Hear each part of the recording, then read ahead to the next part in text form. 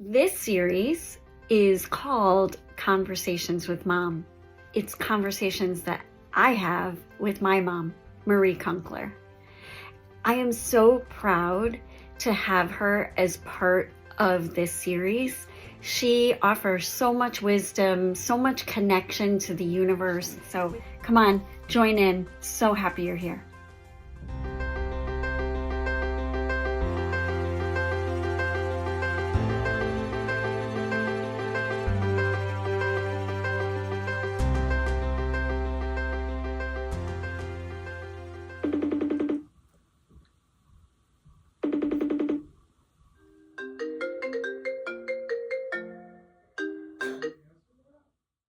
My blog, breadcrumbs, okay. Skills, communicating skills. Yeah. You know how you said simplify, Yeah. You're going to explain? So I went to college and it was like a mind-boggling because it was so more intense. And so when I got after 3.5 years, you have to go for student teaching. And so I was a student, and I had no idea if I was going to be able to stand in front of people and talk. I never even talked to a little kid. There were no little kids near me, ever. We would go visit my cousins, and they were all young, and they all hung out together. They were like boys, right? So I didn't know if I was going to even make it. And so I went and I did it, and I had a partner. So when it was my turn, I had to have a program. You know, it was 8 weeks. You had to go to school for 8 weeks, and you listened to her, and then you had to get up and teach during that time. You had to do the whole unit. Okay. Like a lesson plan and something like a unit. Yeah. Everything. Mm-hmm. And you have to teach a unit on something. And God only knows why I picked birds. Either that or they picked the birds, and I had to do birds. And that's why I still like birds. So I was like, I don't know the damn thing about how am I going to figure this out. So I went to the library and I looked at birds, and you know what those books look like. Yeah. So you know what I did? I went to the children's department. I went to the children's library, and I found everything I needed to find out about birds, and it was simplified, and it was wonderful. And ever since then, in my teaching career, I always used it. If ever I had to give a hint to a teacher, every time I had to do something, I'd say, go to the children's library, because there was so much information that I could understand, because I'm not a bird person. I'm not a whatever they call that person. Yeah. You know, the people who would make the books and who knew all about birds. I was just an elementary school teacher. How do I learn about that? Back then, there was no way. There was no Google. Right. So I went in and I brought all those books home, and I just went crazy. I could do anything about birds. It was wonderful. I could still tell you the stuff I learned about the nests and stuff like that. And to me, that was so important that should be. So I used to even like go into the library with you and with Joanne when you were young, because I loved it. Yeah. I would find out any information. It was so easy.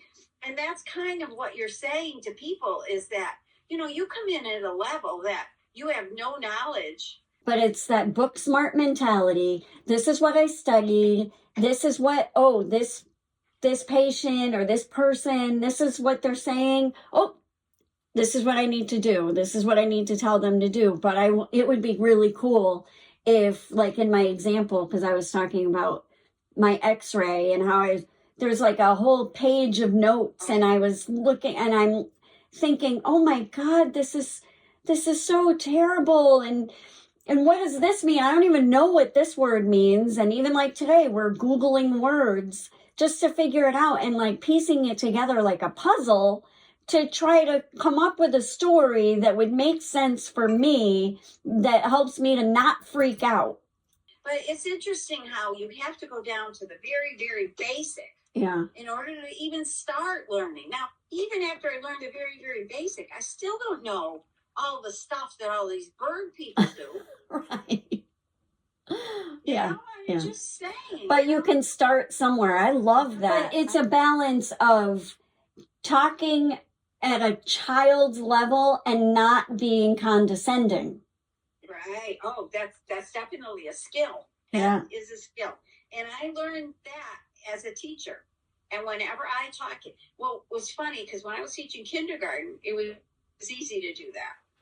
You just have that conversation with them, and what could you do? Like the kids will say, "Well, how old are you?" I'm 100. You're 100? What happens after 100? Do you die? And look at that concept. They don't see past that. Yeah. So I would be able to talk. But then when I left kindergarten, I went up to middle school. And I'll never forget it. I thought, I'm going to teach English in a middle school. How am I going to do this in a middle school? I love it. I love them. They give me a party at the end of the year. Those kids needed someone to talk at their level. Yeah. And you weren't condescending. You were probably saying, "Listen, I didn't understand this either. So let's do it together." How many people in this world are like that as an adult? Right. Because there's so many things that we don't know anything about. We don't have, just because we're an adult doesn't mean that we know all of these amazing things that, I know something that you don't know. You know something that I don't know. And then you tell somebody about it. You can't be walking around all the time going, "Well, let me tell you about this," because people don't necessarily want to know. But if somebody came to me, I can't be talking, "Oh, well, let me just tell you, it's this. Don't worry about it, and let's move on." I need to explain it. Like, what do you know? What do you still want to know? What can I help you understand better? Yeah, that's a whole different thing right there. There's a whole thing there. Yeah. And people need that so much. And so when you brought up the simplicity of it, that's part of the steps. Yeah. All those things you mentioned are so true. Yeah. Yeah. That was very good. That, I said, well, that is right on. Yeah. Yeah. So that was put very well. I like that. I forgot what you call that. That simple questions, that kind of thing. That was excellent. And that TED Talk stuff. Yeah. I don't know. I've never heard one. I might have heard a couple, but not anything. But don't they just kind of just describe something and they don't really?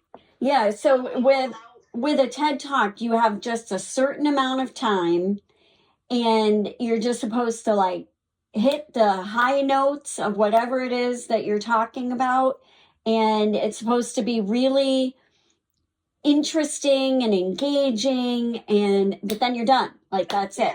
Right, so it's quick, and you do this thing. So, and you practice. I mean, people that do TED Talks, there's a whole science behind it of okay, this is how you need to hook them. This is the next part. This is the next part. And then you have to practice, because you can't have note cards. You can't have, you're not looking at the screen. You're just talking. Used to go to. There was what is it called? It's something that someone gets up and introduces themselves and gives speeches, and there's actually Toastmasters. Yeah. Toastmasters, and they move on to TED Talks. Yeah. They do those things because they learn the skills. Right. And then they move on. It's a strategy, is what it is. Yeah.